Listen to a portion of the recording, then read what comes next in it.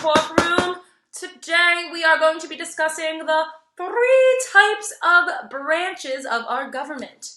The legislative, the executive, and the judicial, like a judge, branch. Okay, these 3 branches were outlined in the Constitution, and they keep us safe because they help us regulate laws, help us judge laws, and they kind of balance each other out. Now, before we get into these 3 branches, I want to activate our brains. So take a look at the question I posed here. What would happen if games had no rules to limit the players? Imagine you're playing a game with your family or your friends, like soccer, football, board game, and there's no rules. What might happen?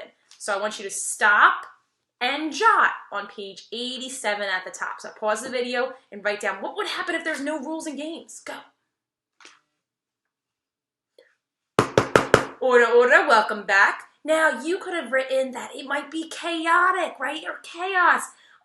Players might take advantage of other players, right? I know, especially if you have like an older brother or sister, they might try to sneak one over on you. Like there might be pushing. It could be dangerous. Okay, same thing with our government. We need to make sure that things are fair and followed accordingly, like outlined in our Constitution. That's why we have these 3 branches of government. And we're going to go through them in order how they're presented in our textbook. So the first one we're going to talk about is the legislative branch. So in your textbook on page 86, put your finger on the legislative branch. As we read, I want you to underline, highlight, or add notes for important information because we're going to be doing an activity that has to do with what we read today.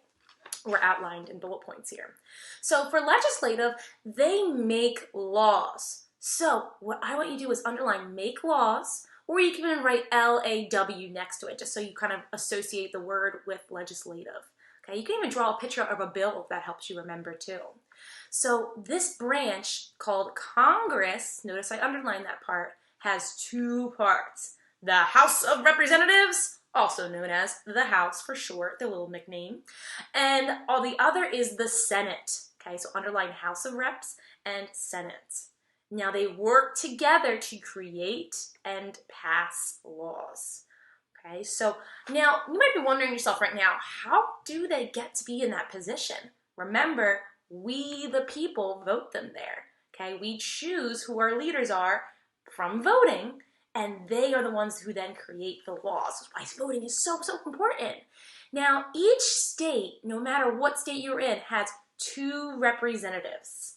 Okay, they're called senators. Okay, so no matter if you are in a really large state or a really small state, you still get how many? 2. Okay, our Pennsylvania senators are Bob Casey and Pat Toomey. So those are our 2. Okay, and in PA, we have 18 representatives.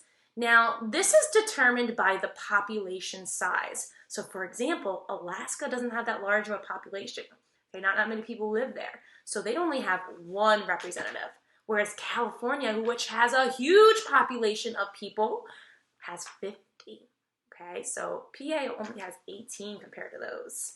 Okay, so remember, they make laws, and the Congress is made up of House of Representatives and the Senate, and they make the laws. The next branch is the executive branch. Okay, the people in the executive branch are the president, the vice president, and the cabinet. Okay, so these bullet points might come in later for our activity, but you need to be underlining and highlighting as we read. Okay, so the president is the head of the executive branch.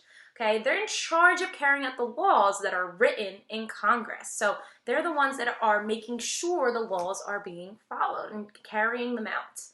Okay, so their president is also in charge of armed forces, and citizens vote for the president in the election. Okay, and the vice president technically, right? Because they go together hand in hand. So this is why this election coming up is super important. We have presidents that serve 4 years at a time. So the citizens will make their choice come November. Okay, so the executive branch includes the vice president and a group of officials called the cabinet. Okay, so the cabinet advises the president on education, health, and the economy. and also gives advice on international issues such as foreign trade and wars. Okay, so the president isn't knowledgeable on his own. He has support through the cabinet to help him be informed about these things. Okay, so the last one is the judicial branch. And if you break apart this word, I see G-U-D, and that kind of reminds me of judge. Okay, so that might be a way to help you remember. If you want to draw like a gavel next to it, and this is on page 87. Okay, so I want you to be underlining the important information in that paragraph. Okay, so I took out some information here that I think might be useful for you. So there are 9 judges on the Supreme Court, and I notice that's an odd number. Can they tie? No. Okay, so when they have a ruling they want to do, okay, there's never a tie. It could be 5-4, could be 8-1, right? They want to make sure that the nation's laws agree with the Constitution. Okay, so if it does not agree, they'll make a ruling, or if they do agree, they'll make a ruling as well too.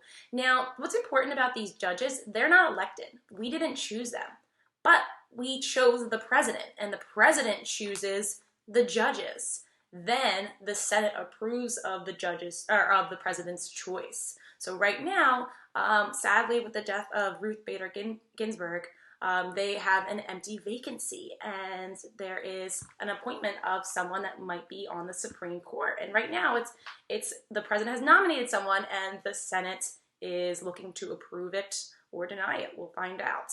And what's crazy about this job, can you imagine? You don't really retire. You serve for life unless you are sick or something's happening in your life. So I just think that's crazy. So if they have someone really young on, they could be on for 20, 30, 40 years. Okay, so very interesting stuff.